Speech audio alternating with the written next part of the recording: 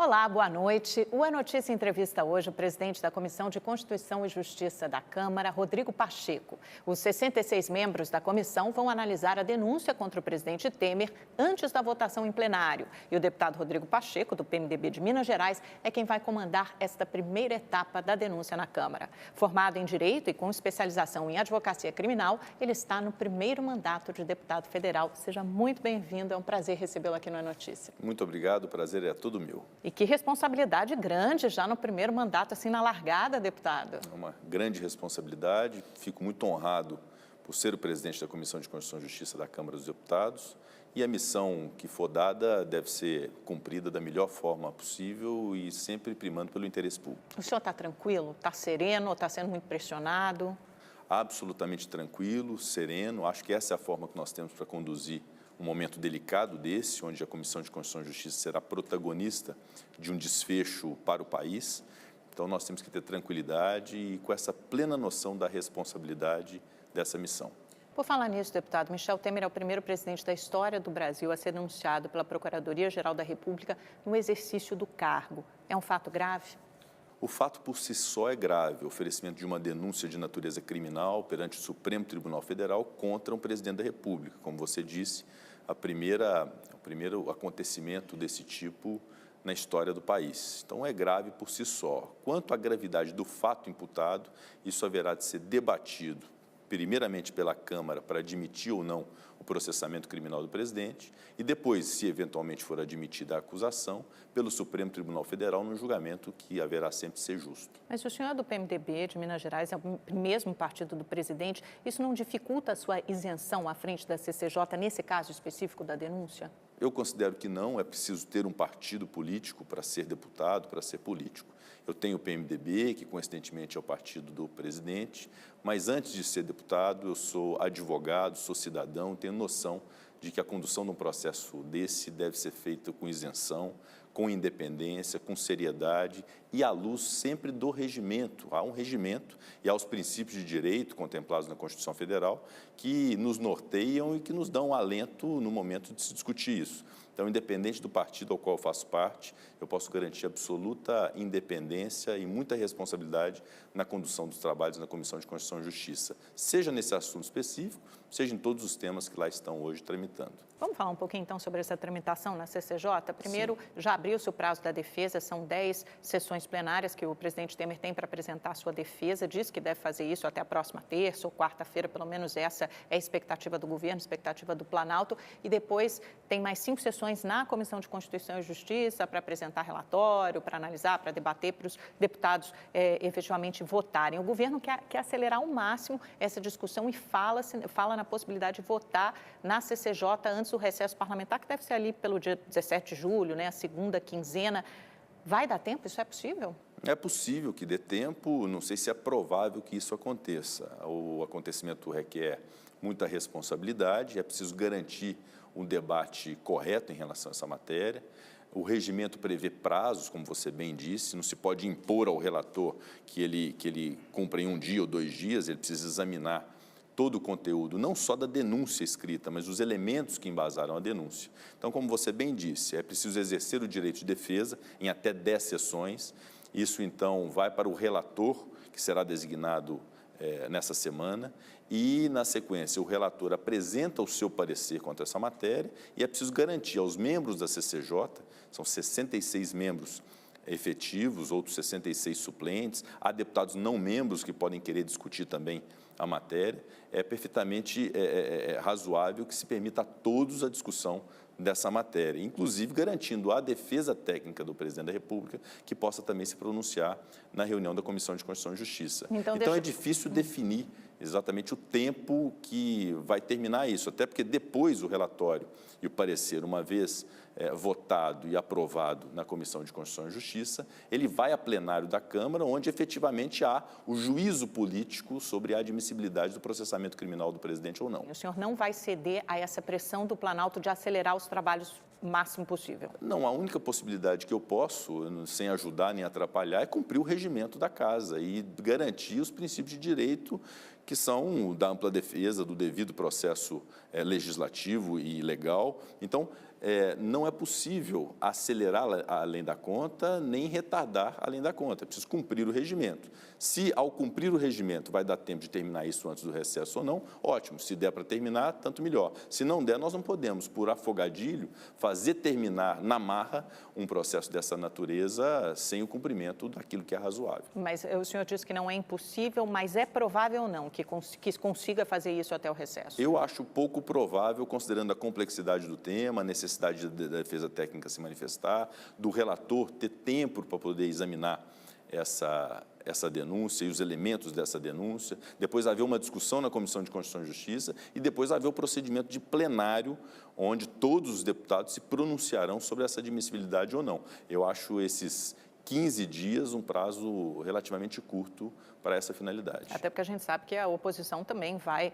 usar todos os instrumentos disponíveis no regimento para retardar ao máximo essa discussão, né? Ela pode tentar obstruir os trabalhos, apresentar um relatório paralelo, pode pedir vistas do processo. Quer dizer, existem esses procedimentos que são regimentais também. Que são regimentais e precisam ser respeitados para se garantir a rigidez do processo. Mas não acredito que a oposição fará uma obstrução infindável em relação a isso, até porque a oposição tem que ter responsabilidade em querer ver apreciado esse tema. Eu acho que o Brasil precisa ver solucionada essa questão, seja pela admissibilidade, seja pela não admissibilidade do processamento, para que nós possamos tocar depois as outras agendas que são fundamentais para o país. O Planalto fala em suspender o recesso parlamentar.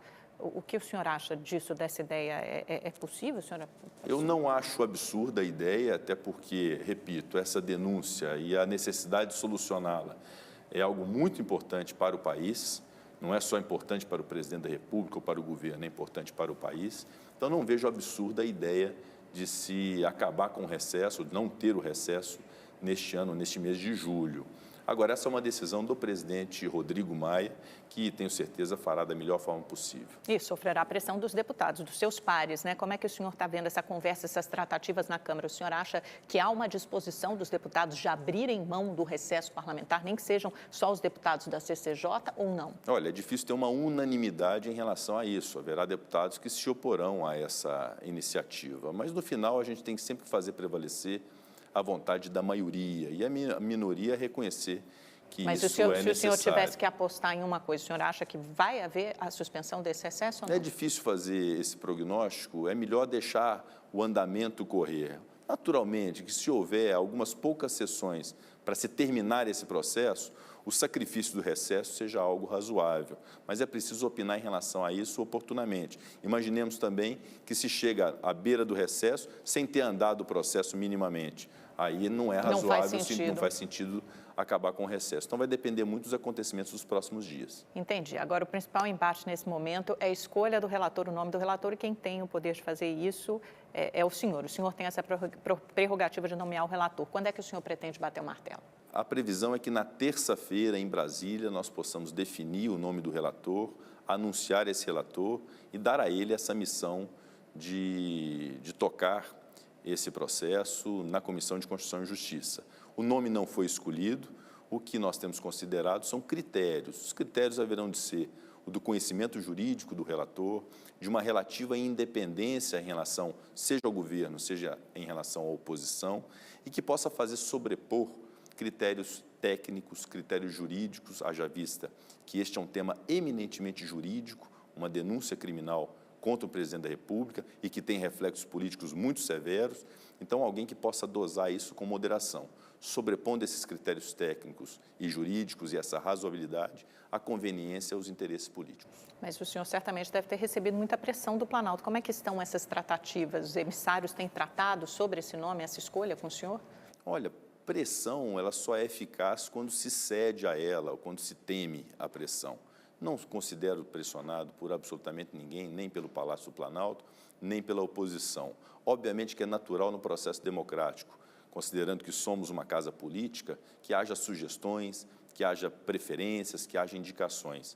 E pode ser até que a escolha do relator coincida com uma pretensão da oposição ou uma pretensão do governo. Mas eu não abro mão dessa escolha ser pautada por esses critérios que eu acabei de lhe dizer, que eu acho que são os critérios mais eficazes para nós termos um processo rígido. A forma desse processo é fundamental, que seja uma forma correta para se chegar num resultado justo e equilibrado. É isso que a população, a sociedade e a política espera de nós. O que o senhor está dizendo é que não vai aceitar interferência nem pressão do Planalto. Isso eu já disse, não aceitarei qualquer tipo de interferência ou de pressão do Palácio Planalto, como também não aceitarei da oposição. Isso é fundamental para mantermos a condução rígida e correta da Comissão de Constituição e Justiça. Fala-se nos bastidores que deputados governistas ameaçam até paralisar os trabalhos na Comissão de Constituição e Justiça, caso o senhor não escolha um nome favorável ao Planalto para relatar a denúncia.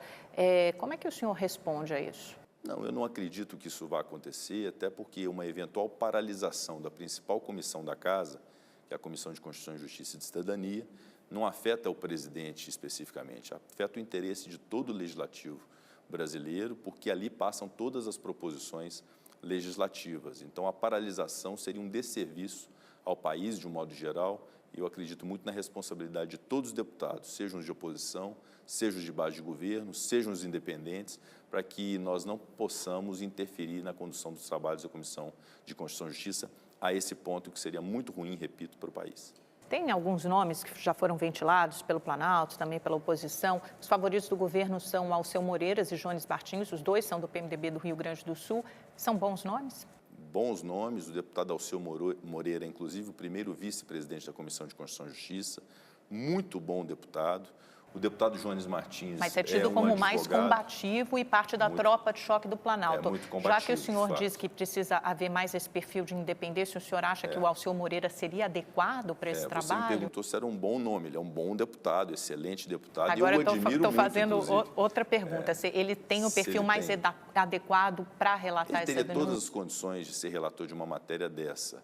Mas ele tem a independência necessária? Ele próprio já manifestou que não teria interesse em relação a isso, embora pudesse ser um desejo do governo que fosse o deputado Alceu Moreira e que teria os predicados para ser. Como tem o deputado Jones Martins, que é advogado, que é profundo conhecedor de matérias jurídicas, como há deputados de oposição também que teriam condições de ser relator dessa matéria. Agora, como quem, por exemplo? Nós temos lá o deputado Vadir Damus, do que PT. É do PT do Rio de Janeiro. Que ele foi também é bem combativo. Muito, foi presidente da Ordem dos Advogados do Brasil, do Rio de Janeiro, foi meu colega no Conselho Federal da OAB, eu por Minas Gerais, ele pelo Rio de Janeiro, um deputado que eu admiro muito e que teria plenas condições de ser também. Então, há um universo grande na CCJ, independente de partido político, PMDB, PT, PSDB, Democratas e outros tantos partidos, que tem condições de ser o relator. O que eu tenho dito é que eu não posso manifestar quanto a nomes ou a possibilidade de nomes, porque seria, inclusive, um desrespeito para aqueles que não serão escolhidos, não é? Seria uma exposição desnecessária. Então, a melhor receita é mesmo definir um nome, depois do estudo dessa denúncia dos elementos dela, e anunciar esse nome na terça-feira, segundo esses critérios que nós já falamos, que é o da juridicidade, de relativa independência, e que possa realmente fazer um exame técnico e jurídico a respeito dessa denúncia e dos elementos dela. Eu vou só insistir um pouquinho mais nesse assunto, porque também é meu trabalho, deputado, mas falando mais sobre perfis, é lógico que eu apresento nomes, mas cada um tem um perfil. Um outro perfil seria um perfil de um PMDBista mais moderado. Aí são citados nomes como o de Sérgio Sveiter e o de José Fogaça. Esses nomes talvez fossem mais adequados para esse tipo de trabalho, por serem considerados mais moderados, menos afeitos aos holofotes? Assim